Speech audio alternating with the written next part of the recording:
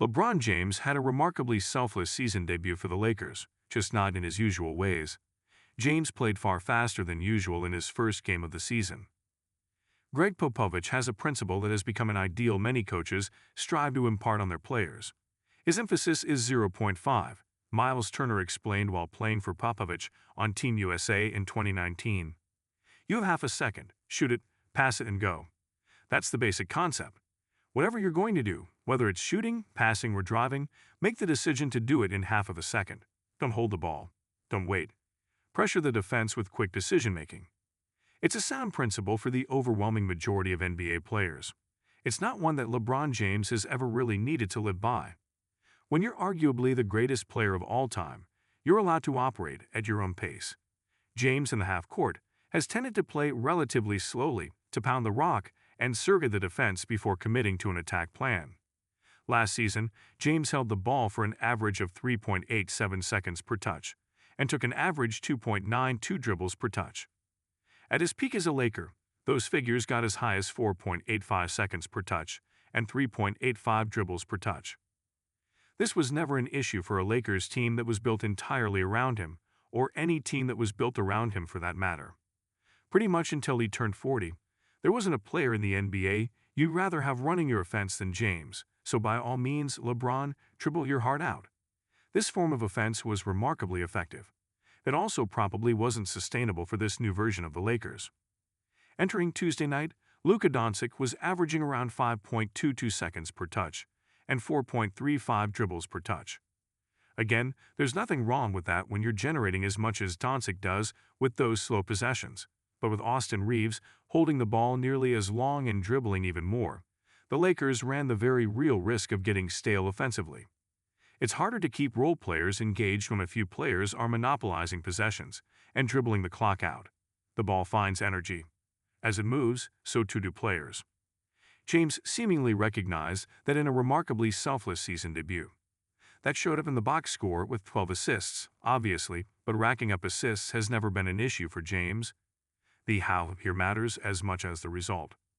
James emphasized making quick decisions and keeping the ball moving, holding the ball for just 2.46 seconds per touch, and dribbling only 1.63 times per touch. Perhaps not quite half a second per decision, but far closer than James tends to get. For a team that ranks last in the league in passes per game, that energy proved infectious. The Lakers scored 140 points in their win over the Jazz Tuesday despite shooting just 11 of 32 from deep. This works so well because, well, it's LeBron James. He's acutely aware of the ways in which he bends defenses, so if he's operating with an emphasis on quick decision-making, he knows exactly how a defense is going to respond to the threat of him scoring and therefore where the open pass will be. Take this quick pick and roll. One dribble. Jusuf Nurkic steps up to the level of the screen.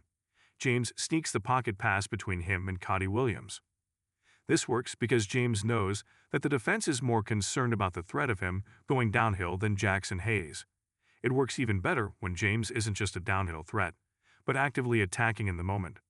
Of course, Nurkic took his eyes off of the trailing DeAndre Ayton. LeBron James is driving at him. It's one thing to do this off of misses, where transition is a given. James even made a point of pressuring the defense off of made shots, catching Utah off guard by turning on the Jets before they're set. Watch the eyes here. All 10 of them in a Jazz uniform are fixed on LeBron. These are passes James has always made, but they were a clear point of emphasis in his first game of the season. Even when the game slowed down and he was dribbling in place, he seemed to have a supernatural awareness of where Ayton was. Gotta keep the big man happy. James has a reputation as a fairly heliocentric ball handler, someone who wants to make every decision and control every element of the game. But he's always been much more chameleonic. We're talking about one of the few players in league history who can genuinely play all 5 positions. He's won championships with high-usage guards and unicorn big men.